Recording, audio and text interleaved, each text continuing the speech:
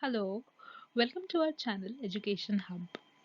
In this video, we will discuss about educational management and administration, which is a very important unit for NTA UGC NET Paper 2 education.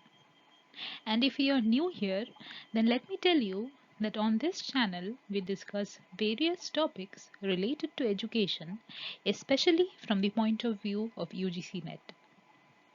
We discuss in full details the topics of Paper 2 education as per the latest UGC syllabus. Our videos are helpful for both students of UG and PG level of education and are helpful for various other competitive examinations like UPSC, SET, TET and CTET. Please subscribe to the channel so that you never miss any of our videos and press the bell icon. Now let us talk about educational management and administration. This is a new unit for almost all of us because most college syllabus doesn't cover this unit and therefore we might find it a bit difficult. But in this video, we will discuss about this topic in such a way that you shall be able to remember and understand it very easily. Now, before we can discuss in full details about the various models and techniques of management, let us first start by building our base in educational management. So, what is educational management?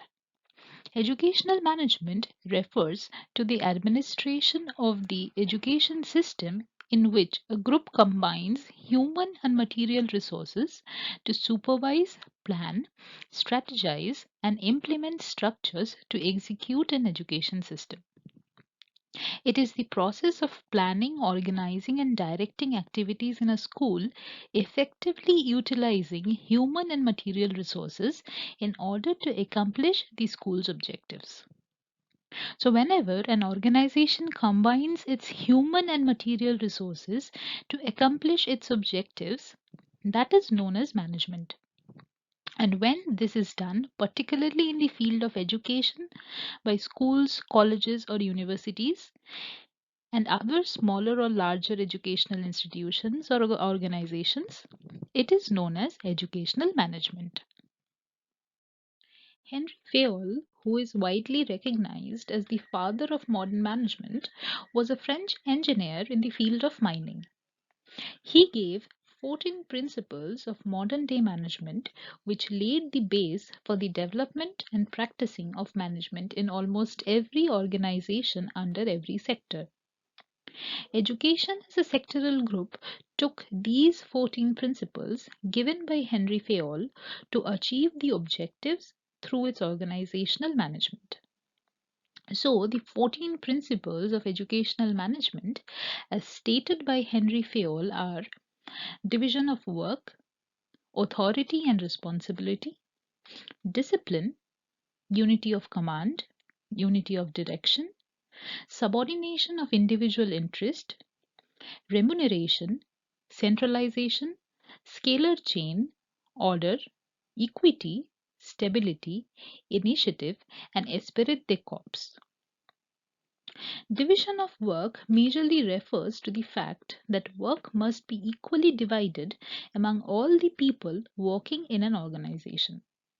For example, if there are two maths teachers in a school, then all the classes must be equally divided between both the teachers. Otherwise, if one maths teacher takes more classes than the other, while both get the same salary, then definitely the math teacher who is taking more number of classes will feel dissatisfied with the school management. The next point of Henry Fayol under the principles of educational management was of authority and responsibility. And it states that both authority and responsibility should be clearly and specifically mentioned so that there is no confusion in the workplace and everyone knows who the boss is and from whom orders are to be taken.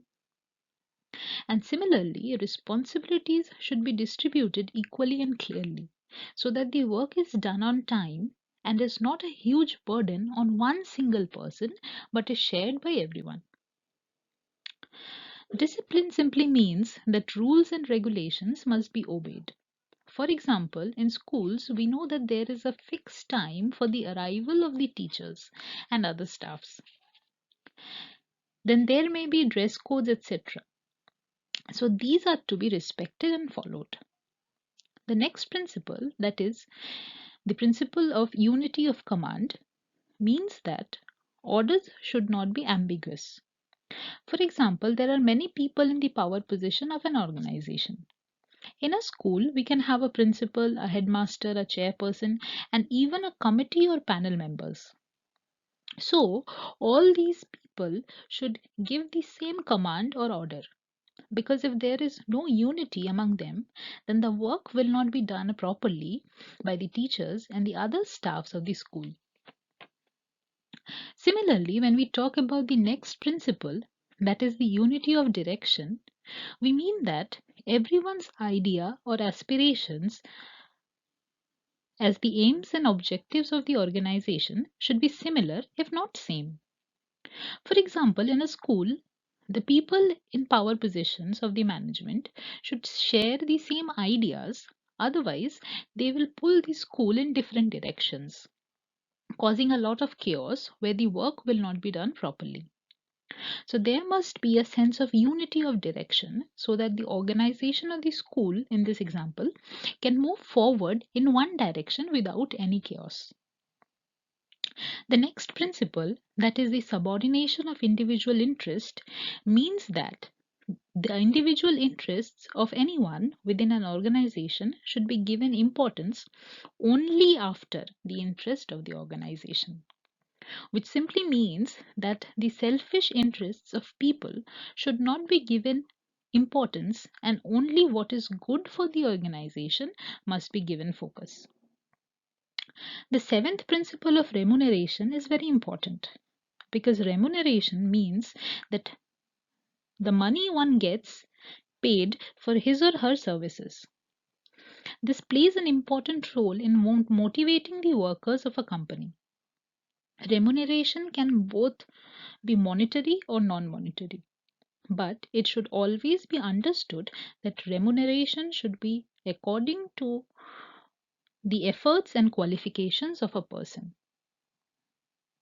Centralization means that in any company, the management or any authority responsible for the decision making process should be neutral. However, this depends on the size of the organization. Henry Fayol emphasized that there should be balance between the hierarchy and the division of power. Scalar chain refers to hierarchy of power. Henry Fayol specifically talks about the hierarchy from top to bottom. This is necessary so that every employee knows their immediate senior, so that they should be able to contact any of their seniors if there is any need. The 10th principle of order means that a company should maintain a well defined work order to have a favorable work culture. The positive atmosphere in the workplace is very important and it will boost more positive productivity. Equity means that all employees should be treated equally and respectfully. It is basically the responsibility of the management to see that no employee or worker faces any kind of discrimination. While talking about the next principle of stability stated by Henry Fayol, one needs to understand that an employee delivers the best if they feel secure in their job. It is the duty of their organizational management to offer job security to the employees or workers. The principle of initiative means that the management should support and encourage the employees to take initiatives in an organization. It will help them to increase their interest and to make them worthy of the organization. That will, in turn, improve the position of the organization as well. The last principle, that is esprit de corps, basically means motivation in simple English. So we saw that Henry Fayol was French and that is why he has used this French phrase for motivation. This final principle states that it is the responsibility of the management to motivate their employees and be supportive of each other regularly. Developing this trust and mutual understanding will lead to a positive outcome and a very positive work environment. So, using these 14 principles of management given by Henry Fayol, an organization can function very effectively and efficiently.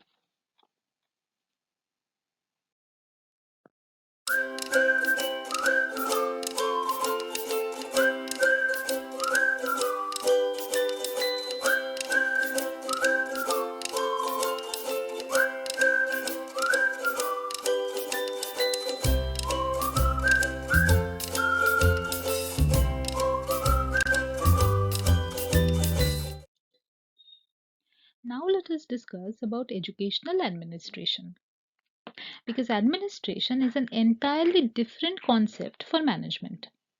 We often get confused between management and administration.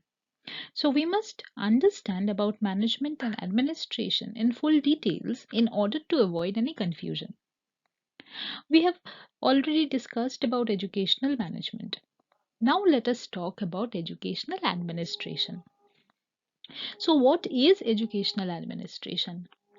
Educational administration is regarded as the process of integrating the appropriate human and material resources that are made available and made effective for achieving the purposes of a program of an educational institutions. The primary functions of educational administration are planning, organizing, directing, and controlling. Now that we have developed an understanding of what educational administration means, let us look at the principles of educational administration. So, the principles of educational administration are structural democracy, operational democracy, division of labor, justice, equality of opportunity, prudence, and finally, adaptability, flexibility, and stability.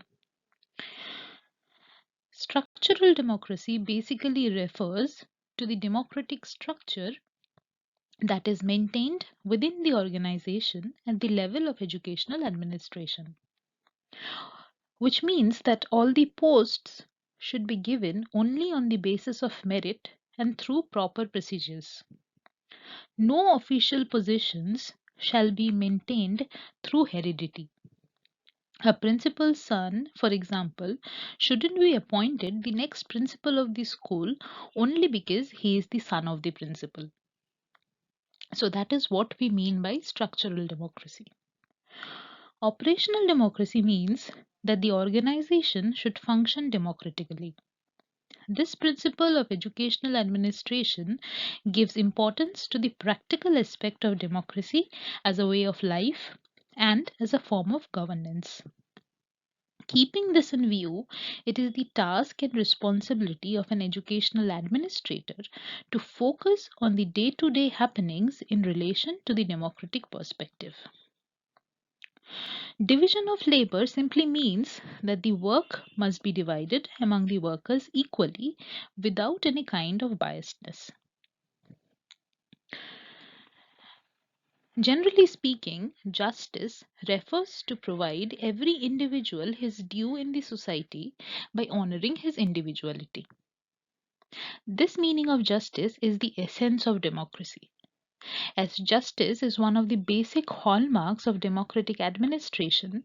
It is regarded as an essential principle of educational administrating, which is democratic in form and practice.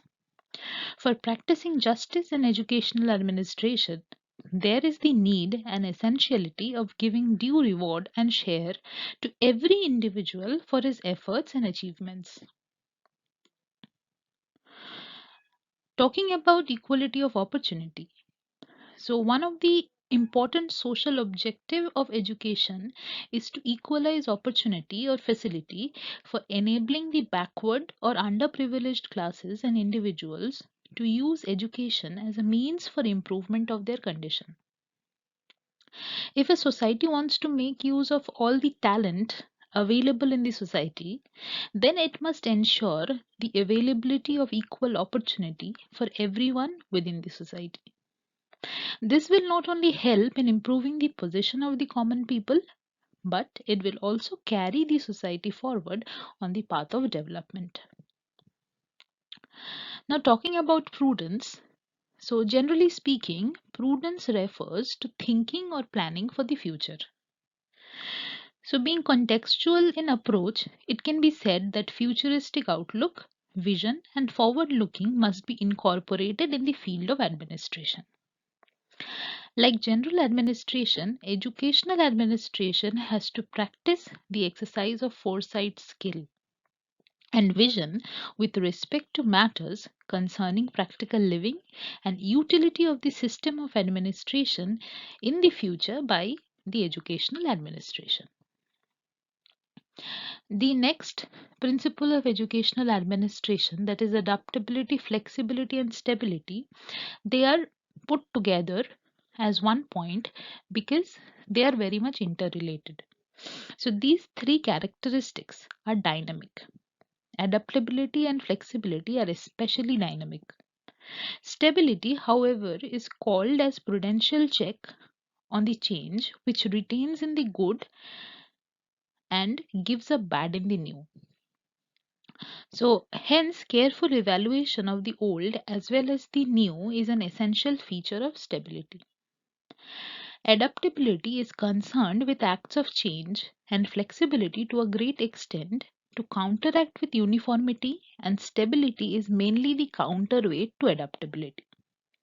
Thus, on the whole, adaptability is the capacity of an enterprise or an organization to change, to develop, and to improve. Flexibility is the capacity of an institution or an organization to react in variance with persons and situations affected and to warn against the dangers of uniformity. Stability, on the other hand, is the capacity of an organization to safeguard the merits of the old while it is in the process of change. Hence, all these three qualities of adaptability, flexibility, and stability are complementary to each other. So, these are the principles of educational administration. We will now move on and discuss about the difference about educational administration and educational management. But before we do that, please subscribe to our channel if you haven't already and like this video if you find it helpful. In our upcoming videos, we will discuss the various theories and models of management and administration. If you do not want to miss them, press the bell icon while you subscribe to our channel.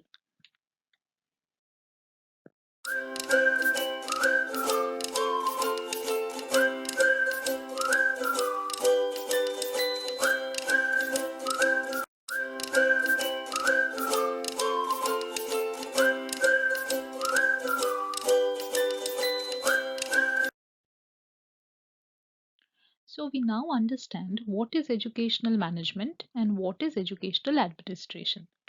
And we also know the principles of both educational management and educational administration.